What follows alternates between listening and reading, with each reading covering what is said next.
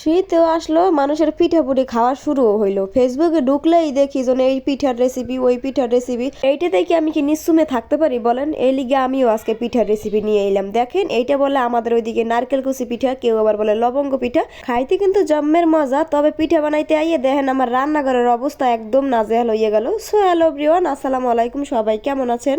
আমি তো একটু ভালো নাই, কারণ শীতকাল আইলে আমার যত রোগের শোকের দেখা দেয়, এই ঠান্ডা, গলা ব্যথা, মাথায় ব্যথা, ঔষধ খাইতে খাইতে এখন ঔষধও আমার দেখলে ভয় পায়। তো যাই হোক, রান্না বাড়া তো করতেই হবে, বাসায় মেহমান আছে, কিন্তু এই জন্য মুরগি কাটাকাটি করলাম। অনেক দিনের আগের ভিডিও কিন্তু এইগুলা, কিন্তু আমি এমন অসুস্থ আছিলাম আপনাদের সাথে শেয়ারই করতে পারিনি ঠিক মতন ভিডিও। এইদিকে আবার আদাও নিয়ে আইছে। আমার সবজি একদিন না থাকলে বাসায় কোনো অসুবিধা নাই, তবে মশলা যদি না থাকে তাহলে আমার মাথা গরম, কারণ মশলা ছাড়া তো রান্না বাড়া একদম চলেই না।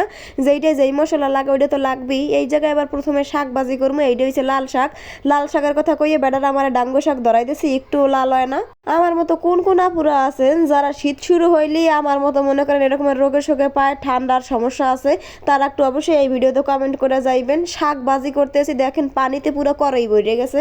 অসুস্থতার কারণে কোনো কিছু করে খাওয়াই হয় না। দেখেন ফ্রিজে নারকেল আছে অনেক দিনের, তবে কোনো কিছু করিও না আর খাইও না।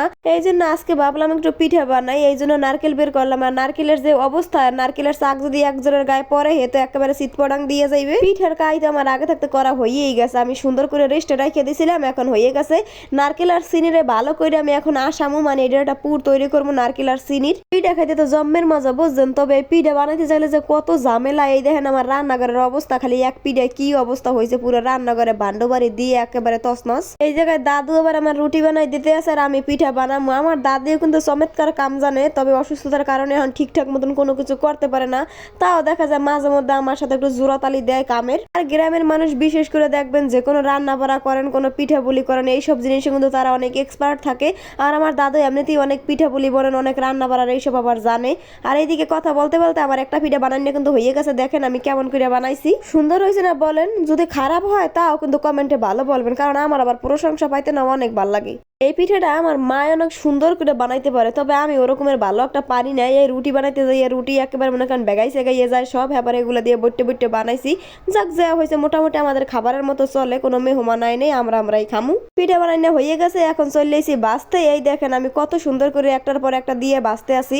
অনেকেই আমার পার্সোনালি ইনবক্স করে, আপু আপনি বরিশালের ভাষায় কথা কইয়েন, আমার অনেক ভাল লাগে।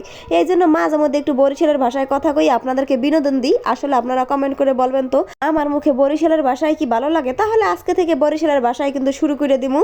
আর বিশেষ করে হয়েছে মনে করেন যে যার আঞ্চলিক ভাষা কিন্তু খুব চেতা করে কইতে পারে, যেমন আমি এই কইতে আছি, আমার কাছে মনে হয় এইটাই ভালো লাগে কইতে। শুদ্ধ করে কইতে যাইলে আমার মানে অনেক ঝামেলা হয়, অনেক বাজে, বারবার ভয়েস কাটতে হয়। আর এইভাবে সুন্দর বলতে আছে নিরিবিলে, কোনো বাজাবাজের সিস্টেম নাই। আমার আবার একটা বেট অভ্যাস আছে, সেটা কি জানেন? পিঠা বানাই আর রান্না করি আর যাই করি না কেন, রান্নাঘরে আসলেই আমার গান গাইতে মন চায়। গুনগুন হইয়া গান করি আর ফাঁকে ফাঁকে আমার রান্নাও কিন্তু হয়ে যায়। এই জায়গায় আমি গান গাইতেছিলাম, গুনগুনিয়ে গান করিয়া মন ভোমরায় যায়, ভোমরায় কুমে যায়, কে গোবারতে যায়, হ্যাঁ দিয়ে তো জানার কোনো বিষয় না। আমার কিন্তু পিঠা বানানো একদম হয়ে গেছে, আর পিঠা কিন্তু অনেক মজা হয়েছে। আজকের ভিডিও এখানেই শেষ করছি। সবাই ভালো থাকবেন, সুস্থ থাকবেন, আল্লাহ হাফেজ।